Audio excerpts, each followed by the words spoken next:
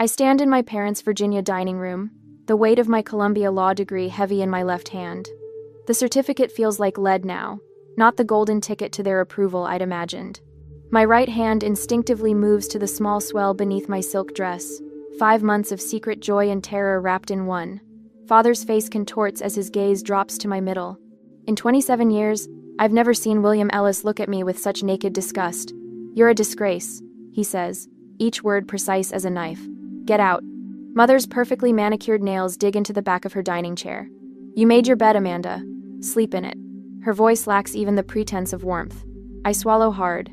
This homecoming dinner, meant to celebrate my graduation with honors, has transformed into my exile ceremony in less than 5 minutes. "If you'd just let me explain about Ethan." "There's nothing to explain." Father cuts me off, straightening his tie as if my very presence has disarranged it. "Do you have any idea what this will do to our standing in town? What people will say?" 2. "We've given you everything," Mother adds, her voice trembling not with emotion but carefully calibrated outrage. "The best schools, opportunities most girls would kill for, and this is how you repay us?" I try again. "Ethan and I are engaged. The baby—" "Pastor Thompson just asked me to head the Family Values Committee." Father interrupts, color rising in his neck. "Can you imagine if he knew my own daughter was—" He can't even finish the sentence. Mother's eyes dart to the window as if the neighbors might be peering in. "The Gardeners Club meeting is at our house next week. What am I supposed to tell Elizabeth Gardner? Or Susan Matthews from church?" Their words wash over me, and I realize they haven't asked a single question about the father of my child or how I feel. All they see is the threat to their carefully curated image. "You are not welcome in this house while carrying that mistake," Father declares, pointing at my belly. His words unlock a memory from years ago. My 15th birthday. I'd been offered an art scholarship to a prestigious summer program in New York. When I showed Father the acceptance letter, his smile never reached his eyes. "Art is a hobby, Amanda, not a future. And Ellis always puts family reputation first. I've already enrolled you in the business leadership camp instead." I remember how I'd nodded, swallowing my disappointment, tucking away my sketches. It wasn't the first time I'd abandoned something I loved for his approval, nor the last. College boyfriends never made it home for holidays. "They aren't quite what we had in mind," I'd explain, never admitting my fear that Father would find them lacking. Even Ethan, Harvard-educated and from a good family, remained my secret for 5 years. Every decision, every achievement measured against William Ellis's impossible yardstick. And still, I never measured up. My hands tremble now, but my voice steadies. "They didn't even ask who the father was," I whisper to myself. If they had, everything might have been different. Father checks his watch, signaling that my time is up. Mother straightens silverware that doesn't need straightening. "I'll get my things," I say quietly. Upstairs, I pack a suitcase with mechanical precision. Through the floorboards, I hear the clink of silverware as my parents continue their dinner without me. 5 minutes to erase 27 years of daughterhood. On the hallway wall, family photos mock me. Ellis family at the country club. Ellis family at Father's firm party. Ellis family at Mother's charity gala. In every picture, perfect poses, perfect clothes, perfect smiles. Not one shows who we really are. I trail my fingers over a photo from my law school acceptance. Father's hand on my shoulder looks proud to strangers, but I remember how his fingers dug in, whispering, "Don't waste this opportunity like you almost did with that art nonsense." Downstairs, Mother doesn't look up from her roast chicken. Father's newspaper creates a barrier between us. I place my framed law degree on the dining table, the last offering to their altar of appearances. "Goodbye," I say, though I might as well be speaking to the walls. As I step onto the porch, the door closes firmly behind me. No dramatic slam, just a quiet click of exclusion. I press my hand to my belly, feeling a flutter beneath my palm. "It's just us now," I whisper, fishing my phone from my purse to call Ethan. For the first time in my life, I've disappointed my parents in a way that can't be fixed with achievements or apologies. And strangely, beneath the hurt, something else stirs: relief. As if I've been holding my breath for 27 years and can finally exhale. Later that night, the hotel bed feels like sandpaper against my skin as I cradle my phone, tears blurring Ethan's name on the screen. My fingers tremble as I press call, each ring echoing my heartbeat. "Amanda? What happened?" Ethan's voice wraps around me like a blanket. "They threw me out," I whisper, The words still unreal. They didn't even ask who the father was. Didn't ask anything about you. I'm coming to get you. Right now. No, I just need... My phone buzzes with a notification. Hold on. I switch to speaker and open the Facebook app. Mother's post appears at the top of my feed. Please keep our Amanda in your prayers. Sometimes the brightest minds struggle with the heaviest burdens. We're devastated by her breakdown, but trust God's plan for healing. The room spins. Ethan, they're telling everyone I had a breakdown. Before he can respond, my phone vibrates again. Aunt Martha's voicemail plays. Amanda, honey, your parents are devastated by your choices. They've loved you so completely. How could you hurt them this way? Pastor Thompson is already planning your intervention. Call them, sweetie. Make this right. I sink to the floor, phone clutched to my chest. They're rewriting everything. I tell Ethan, my voice hollow, creating their own version where I'm mentally unstable instead of pregnant and engaged. There's more, he says, his voice tight. Dad just got a call from a friend at Wellington and Pierce. Your father contacted the senior partners about, we're considering your job offer. Something about family concerns regarding your stability. The air leaves my lungs. William Ellis, who built his reputation in Virginia business circles over 30 years, is using those connections to destroy my future before it begins. He's trying to make me desperate, I say, surprising myself with how calm I sound. If I can't work, I'll need their money. Mother's using the social pressure. He's using financial leverage. Amanda, listen to me. We aren't playing their game. My father wants to speak with you. The phone rustles, and Charles Caldwell's deep voice fills the line. Amanda, you're family now. Do you understand? We protect our family. Something shifts inside me, like tectonic plates realigning. I stand, wiping tears from my face with the back of my hand. This isn't about shame, I tell him, clarity crystallizing. It's about control. Precisely, Charles says. Now, I've already sent a car to bring you to us. Pack your things. I couldn't impose. Nonsense. Grace is preparing the East Suite as we speak. Madison is practically bouncing off the walls to see you. And our family lawyer will contact your firm first thing tomorrow. Grace is our Grace. I hang up and call Ethan back, mind racing through options, weighing outcomes like the lawyer I've trained to become. I'll accept your father's help. You don't sound like you've been crying anymore. Ethan notes. I haven't been. Something changed when I heard your father's voice, like finally seeing the board when you've only been staring at one chess piece. 2 hours later, the Caldwell family driver helps me with my single suitcase. We pass through wrought iron gates and follow a winding driveway bordered by ancient oak trees. The Georgian mansion rises before us, 14 bedrooms behind stately columns, windows glowing gold against the evening sky. On the wide front steps stands Charles Caldwell, silver-haired and straight-backed. He opens my door himself, bypassing the driver. Welcome home, sweetheart, he says, helping me out with a gentleness my own father never showed. Grace appears in the doorway, her face warm with genuine concern. The suite is ready whenever you'd like to rest. No rush at all. Madison barrels past her mother, throwing her arms around me. I'm going to be an aunt. This is the best news ever. Their welcome washes over me in waves, each kind word, each touch on my arm a stark contrast to the icy rejection hours before. Yet beneath the gratitude, an emptiness expands. These people, practically strangers, despite my 5-year relationship with their son, offer what my own blood could not, unconditional acceptance. In the grand foyer, Ethan waits, hands behind his back. He drops to one knee as I approach, revealing an emerald ring glinting in an antique gold setting. My grandmother's, he explains. Dad had it sized for you last month when I told him our plans. The ring slides perfectly onto my finger. Another piece of evidence that the Caldwells prepared to welcome me while my own parents prepared to cast me out. Later, in the guest suite larger than my childhood bedroom, I stand at the window overlooking manicured gardens silvered by moonlight. The hollow victory tastes bittersweet, finding home with strangers instead of those who raised me. My phone buzzes with another of Mother's social media proclamations. William and I thank you for the outpouring of support during this difficult time. Family is everything. We pray Amanda returns to us soon. I turn off my phone, place one hand on my belly, and the other on the emerald ring. We have a family, I whisper to my child. Just not the one I expected. I wake to sunlight streaming through unfamiliar curtains, momentarily disoriented until my hand finds the small swell of my belly. 3 days at the Caldwell estate, and I still expect to open my eyes to my childhood bedroom. Instead, I'm surrounded by the soft blues and creams of the guest suite Grace prepared with such care. My phone buzzes on the nightstand. Another text from Mother. We're praying for your return to reason. The pastor mentioned wayward children in his sermon yesterday. Everyone's concerned. I set the phone down without responding. Downstairs, the scent of coffee and cinnamon pulls me from bed.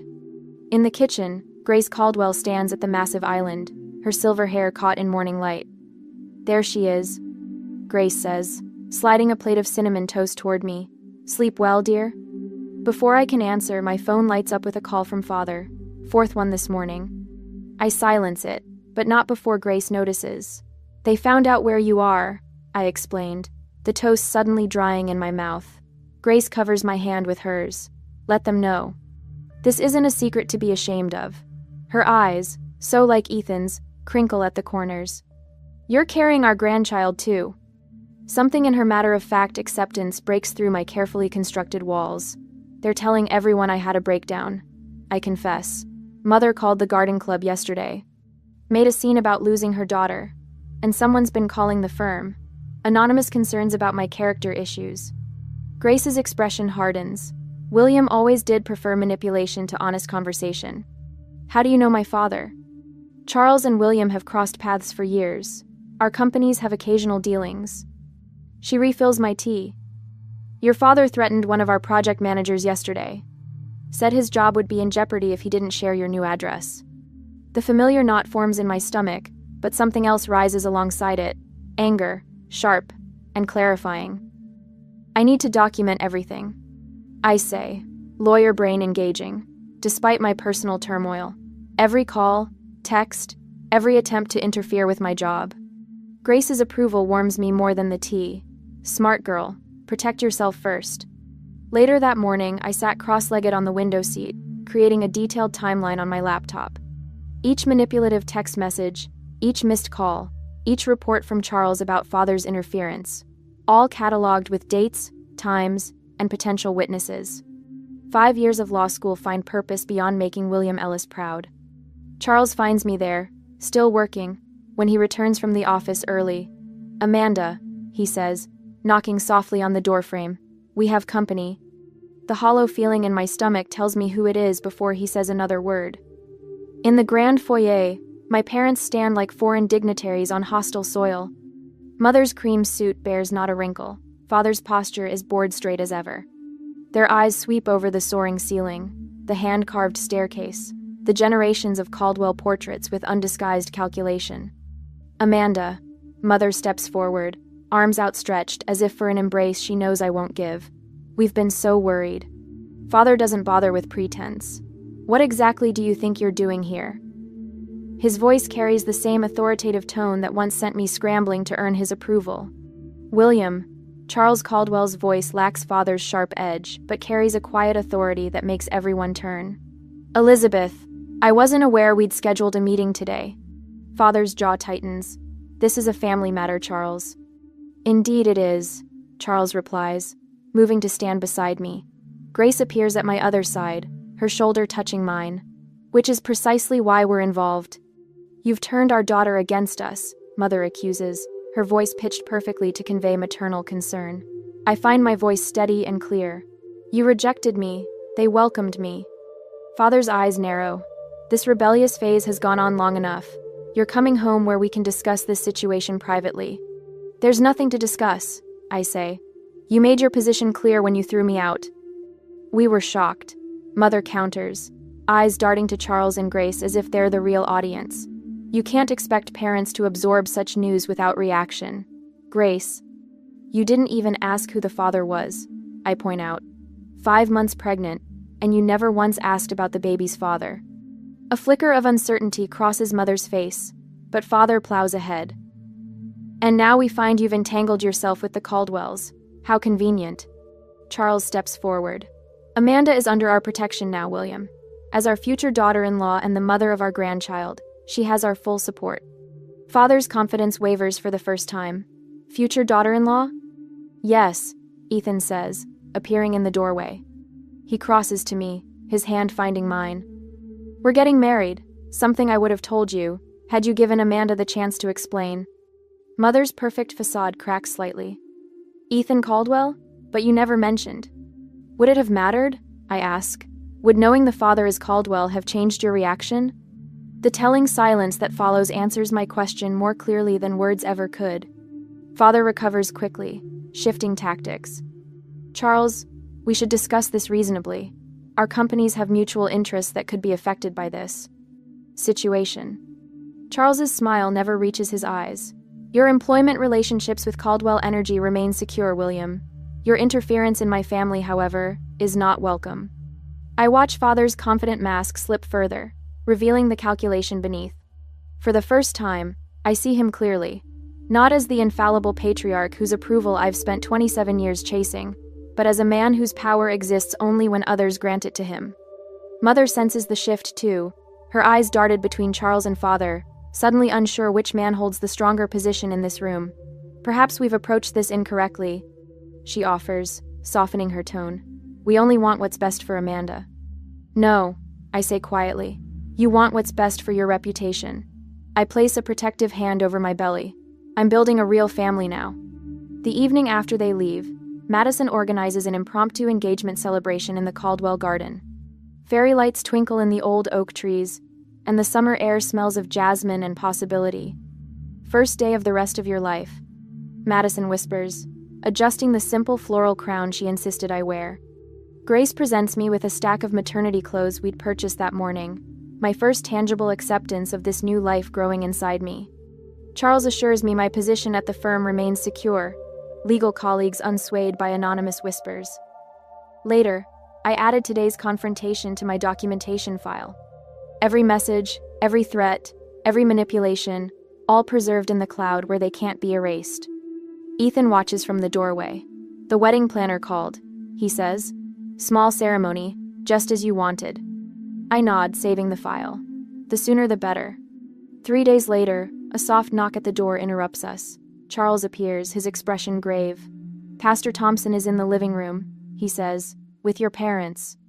My stomach tightens. An intervention? Charles nods. They're requesting you join them. Grace appears behind him, her finger hovering near the security button by the door. Say the word, and I'll have them removed. But something has shifted inside me. The documentation, the Caldwell's unwavering support, the clarity that comes from seeing my parents' manipulation laid bare, it all crystallizes into a new kind of strength. No, I say, rising. I'll speak with them. As we descend the stairs, I feel Ethan's steady presence behind me. Weeks ago, I would have crumbled under the weight of my parents' disapproval.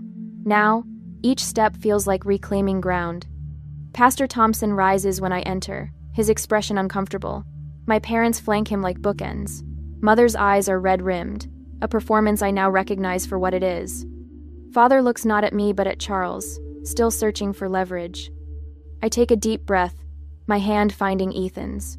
It's time they heard my truth, I whisper, and step forward to face the past so I can claim my future. I rise from the antique sofa in the Caldwell living room, where Pastor Thompson sits uncomfortably between my parents. My hands don't tremble anymore. 5 days at the Caldwell estate have replaced my uncertainty with clarity as sharp as a scalpel. Pastor Thompson, I say, addressing him directly rather than acknowledging my parents. I appreciate your concern, but I need to correct several misrepresentations. My voice carries the precision I've practiced in courtrooms. My parents rejected me without even knowing I'm engaged to Ethan Caldwell. His eyes widened, darting between my face and my father's reddening one. The shock is genuine, the first honest reaction I've seen since they arrived. Furthermore, I continue, I'm carrying a child conceived in a committed 5-year relationship, not through some reckless encounter as you've been led to believe. Behind me, Grace and Charles stand in silent support. I feel their presence like a shield at my back. What my parents have orchestrated is textbook emotional manipulation. I say, unfolding a notepad where I've documented every call, text, and social media post. They've contacted my law firm to question my character. They've told extended family I had a breakdown. They've orchestrated what you believe is a loving intervention when in reality, It's an attempt to salvage their reputation at my expense. Father lurches forward in his seat. We just wanted what's best for you, Amanda. Can't you see that? Mother reaches for the pastor's arm, tears materializing on cue. We needed time to process everything. You sprung this on us so suddenly. I watch Pastor Thompson's face as he absorbs the conflicting narratives. His gaze lingers on my mother's hand, clutching his sleeve, then shifts to my father's rigid posture. If you wanted what was best? I responded evenly. You wouldn't have thrown me out without asking a single question about the father of my child or my plans. Father's jaw tightens. This isn't the place for airing family business. I'm calling Daniel Hargrove at your firm on Monday. We'll see how excited they are about a new associate with your complications. A small smile touches Charles's lips as he steps forward. Actually, William, I had lunch with Daniel yesterday. He was delighted to hear about Amanda and Ethan's engagement. The firm is fully supportive of their family plans. Father's face drains of color. Mother's tears vanish instantly, then reappear with renewed vigor when she notices Pastor Thompson watching. The calculated nature of her performance becomes painfully obvious. Pastor Thompson clears his throat. Mrs. Ellis, Mr. Ellis, you didn't mention your daughter was engaged. His voice carries a note of dismay. Or that the father was Ethan Caldwell. Does that matter? Father snaps. The situation is inappropriate regardless. The pastor straightens in his seat. Actually, it matters a great deal. You presented this as a case of a young woman making reckless choices who needed the church's guidance back to the right path. He turns to me. Miss Ellis, Amanda, I sincerely apologize. The church should offer support during important life transitions, not judgment. Mother's fingers twist nervously in her lap. Pastor, surely you understand our position as pillars of the community. What I understand, he replies gently, is that I've been asked to participate in something quite different from what I was told. Charles steps forward, his manner relaxed and welcoming despite the tension. Pastor Thompson, may I offer you some coffee? You've had quite a drive from town. That would be lovely, thank you, the pastor replies, visibly relieved at the gesture of normalcy. Grace retrieves a small envelope from the side table. While Charles sees the coffee, perhaps you'd like to see our grandchild. She hands him the ultrasound photos, healthy and perfect in every way. Pastor Thompson's weathered face softens as he examines the images. Beautiful, truly a blessing. Ethan moves to stand beside me, his arm slipping naturally around my waist. Amanda and I have been together for 5 years, Pastor. We met during our first week at Harvard and have been inseparable since. The timing of the baby surprised us, but our plans to build a life together have been in motion for years. Madison, Ethan's sister, brings over a small folder. We've just finished the engagement announcement for the town paper. Perhaps you'd like to see it? Throughout this coordinated response, I maintain my composure. Not with the rigid control I learned in my parents' house, but with the quiet dignity that comes from being surrounded by genuine support. Mother's eyes linger on the ultrasound photo still in Pastor Thompson's hands. Something flickers across her face, not the manufactured emotion she's displayed since arriving, but something raw and genuine. For a brief moment, I glimpse the grandmother she might have been if appearances hadn't mattered more than love. Father notices nothing. His focus remains fixed on Charles, calculating power dynamics and finding himself outmatched. William, Mother whispers, touching his arm. Maybe we should listen. His head jerks toward her, betrayal flashing in his eyes. There's nothing to listen to. We're leaving. But Mother doesn't move. Her gaze returns to the ultrasound photo. Is it a boy or a girl? She asks softly. Father stands abruptly. Elizabeth. She flinches, but remains seated. Just a moment, William. It's the first time I've ever seen her contradict him, however mildly. The first crack in their united front. Father looks down at her with cold disbelief, then turns and walks out alone. The front door closes with a decisive click. Mother sits motionless, caught between the husband she's always followed and the grandchild she clearly wants to know. Pastor Thompson hands the ultrasound photo back to Grace with a nod of thanks. Perhaps, he says gently, this is a time for building bridges rather than walls. I watch my mother's face as she realizes the narrative she and Father crafted has crumbled. Their version of events no longer controls the story. The community they so desperately wanted to impress will soon know the truth not through angry accusations, but through a simple engagement announcement and the quiet dignity with which the Caldwells have handled this ambush. The baby is a girl, I tell her, my voice neither warm nor cold, simply factual, an offering she can accept or reject. Mother looks up, uncertainty replacing her usual calculated poise. For the first time in my life, I see her without knowing exactly what she'll do next. And for the first time, it's not my problem to fix. I stare at the formal letter in my hands, William Ellis's law firm letterhead bold across the top. The demand for a family meeting before my wedding makes my stomach clench. 5 weeks ago, I stood in their dining room as they cast me out. Now they want to negotiate terms. Your father's lawyer called again. Charles Caldwell sits across from me at his mahogany desk, his voice calm but eyes sharp with concern. They're threatening a grandparent rights lawsuit. I trace the embossed letterhead with my fingertip. Mother's been calling every relative we have. Aunt Martha phoned me in tears yesterday, begging me to make peace with my parents before the baby comes. And now half the family is texting you, Ethan adds from his position by the window, sunlight catching the anger in his eyes. All with the same message. Grace enters with a tray of tea, setting it down with quiet efficiency. Her presence steadies me, so different from Elizabeth's calculating displays of motherhood. They've requested mediation. Charles's mouth tightens around the word. Before the wedding. I take the cup Grace offers, inhaling the calming scent of chamomile. 2 days until I marry Ethan in the Caldwell garden.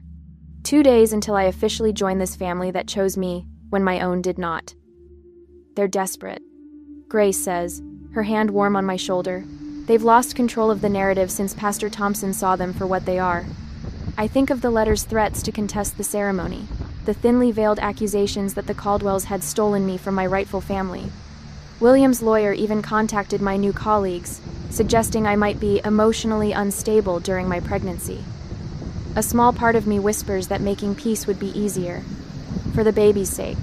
For simplicity. The ghost of the daughter I once was still craves their approval. But as I look around at the Caldwells, Charles's protective steadiness, Grace's unconditional warmth, Ethan's unwavering support, clarity washes over me like a wave. Boundaries aren't punishment, I say slowly, setting down my cup. They're protection. Charles nods, a small smile playing at his lips. What if we invite them here? On our terms. A dinner, Grace suggests. We'll host. The home advantage will be ours. I straighten, my legal mind already mapping the strategy. I'll prepare statements they can't refute. Facts, not emotions. And we'll still hold the wedding 2 days later, Ethan says, moving to stand behind my chair. Regardless of what happens. My hand finds his, drawing strength from his touch. Let's do it. That evening, Grace sends a formal dinner invitation to my parents. The response comes within an hour they'll attend. Their eagerness only confirms their desperation. When they arrive the next evening, I watch from the library window as Charles greets them at the door. My father's Bentley looks small in the circular driveway of the Caldwell estate. Mother wears her church luncheon outfit cream silk with pearl buttons. Father's suit is pressed to military precision. They look powerful until they step inside. The 14-foot ceilings and old money elegance of the Caldwell home dwarf their carefully constructed status symbols. Their expressions flash with poorly concealed discomfort. Charles leads them to the dining room with impeccable professionalism, making small talk about the unseasonably warm weather. Grace welcomes them with a warmth that neutralizes their initial tension, though I catch the calculation behind Mother's returning smile. I entered last, Ethan at my side. The baby bump is more pronounced now, impossible to ignore beneath my navy dress. Father's eyes slide away from it. Mother lingers a moment too long. William, Elizabeth. I greet them with careful neutrality. Thank you for coming. We take our seats, Grace's finest china gleaming under chandelier light. The first course arrives, carried by staff who've served the Caldwells for decades. The contrast to our family dinners, Mother insisting on serving herself to show her domestic skills, is stark. As the soup bowls are cleared, I place my napkin beside my plate and meet my father's eyes directly. I've prepared a statement about our family values. I begin, my voice steady. But first, I have a question. Father shifts in his seat, already uncomfortable with my control of the conversation. When exactly did you decide to reject me from our home? I ask. Before or after you found out who the father was? The color drains from Father's face. His stunned silence reveals everything. I don't know what you mean, Mother stammers, but the excuse falls flat. When Amanda told you she was engaged to Ethan Caldwell, Charles says calmly, you never bothered to ask. You saw only a pregnant, unmarried daughter a threat to your reputation. Not the fact that she was building a life with someone from one of Virginia's oldest families. Father's jaw tightens. That's not... It's exactly what happened. Grace interrupts, her voice gentle but unyielding. You rejected your daughter and my grandchild without knowing a single fact beyond what might embarrass you at church. We were shocked. Mother tries again. We needed time. Time to spread rumors about my mental health? I ask. Time to contact my law firm? Or time to have Pastor Thompson ambush me? Father's fingers drum against the tablecloth. This isn't over, he says, the familiar threat in his voice. We have rights. Your employment at Caldwell Energy remains secure, Charles replies, measured and precise, as long as you stay out of Amanda's life. Mother's eyes fill with tears I've learned not to trust. We have grandparent rights, she whispers. The courts, I interrupt, my legal education a weapon now, require established relationship patterns to grant visitation. Your rejection and subsequent actions are documented. Every call, every text, every manipulation. I lean forward. I may be your daughter, but I'm also a Columbia-educated attorney. Don't threaten me with a law you don't understand. Their faces crumple not from remorse but from the realization that their weapons have been stripped away. This dinner is over, Charles says, standing. I'll walk you out. As Charles leads them to the door, I watch Father's pale face and rigid shoulders. Mother glances back once, tears streaming now. For the first time, they might be genuine. I feel no sadness, only the clean wound of closure. The Caldwells surround me as the door closes. Grace's arm around my waist, Ethan's hand in mine. The family I chose. The family that chose me. They showed me exactly what kind of parent I'll never be. I say softly, one hand resting on my belly. In 2 days, I'll marry Ethan in the garden behind us. And in 4 months, we'll welcome our daughter into a home built on love instead of appearances. Some boundaries aren't meant to be crossed. Some endings make room for better beginnings. 4 months later, I stand in the Caldwell dining room, sunlight streaming through floor-to-ceiling windows. My Columbia law degree now hangs proudly in Charles's study, his suggestion, not mine. My silk dress, the same one I wore that fateful night at my parents' home, stretches more noticeably over my 7-month bump now. Charles raises his crystal flute, the bubbling apple cider catching the afternoon light. To our daughter and grandchild, he announces, his voice warm and steady. Around the table, faces I've come to treasure beam back at me. Grace dabs at her eyes with a linen napkin. I never thought I'd be so blessed, she whispers, reaching for my hand across the polished mahogany. My phone buzzes against the table. My parents' number flashes on screen, the 3rd call this week. With a single swipe, I decline it. No panic rises in my chest, no desperate need to answer, just peace. Everything okay? Ethan asks, his hand finding the small of my back. Perfect, I answered, meaning it. 4 weeks ago, we married in the Caldwell garden. Nothing elaborate, just roses climbing white trellises, a string quartet playing Bach, and 40 guests who genuinely celebrated our union. My ivory dress showed my belly proudly. Ethan's eyes never left mine as we spoke our vows under Virginia's sky. Later that night, I wrote in my journal, "Love doesn't require earning." 4 words that took 27 years to learn. My law career began with surprising confidence. No shadow of parental expectation follows me into client meetings or court appearances. Instead, I carry the steady assurance that comes from building a family based on mutual respect rather than obligation. The nursery takes shape under Grace's gentle guidance, buttery yellow walls that catch the morning light, a rocking chair by the window. She never pushes, never presumes, just offers her thoughts as suggestions I'm free to accept or decline. My mother would have rearranged everything without asking, I told Dr. Winters during therapy last week. Our monthly sessions have become a refuge where family trauma transforms into understanding. And how does Grace's approach make you feel? She asked. Like I matter, I answered simply. The baby shower brought unexpected tears, seeing Madeline from the firm, my college roommate Sarah, Ethan's sister Madison all gathering around me, chosen family replacing toxic connections. Yesterday, a junior associate peeked into my office, her hands twisting nervously. "My father wants me to switch to corporate law," she confessed. "He says family law isn't prestigious enough." I gestured to the chair across from my desk. "Family is who stands beside you when it's hardest," I told her, sharing my story not as a victim, but as a survivor.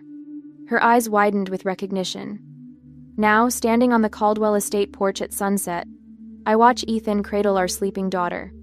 Born 3 days ago, Lily Grace Caldwell entered the world with a powerful cry and 10 perfect fingers that wrapped instantly around my heart. "There's a letter," Ethan says quietly, nodding toward the side table. My mother's handwriting crosses the cream envelope. I open it carefully, reading Elizabeth's request for reconciliation, for a chance to meet her granddaughter. My response feels neither angry nor bitter, just clear. When you're ready to meet your granddaughter as she is, not as a continuation of our family name, not as a secret to be hidden, but as the beautiful gift she is, we'll be here. The Virginia countryside stretches before us, hills rolling toward the horizon as the sun paints everything in amber and gold. Through the window behind us, I glimpse Charles and Grace watching, their faces full of quiet joy. "They showed me what family isn't," I whisper to Ethan. "The Caldwells showed me what a family should be. Blood doesn't make family, love does." He kisses my forehead, our daughter sleeping peacefully between us. "Love without conditions," he adds. I nod, finally understanding what I could never earn but was always worthy of receiving.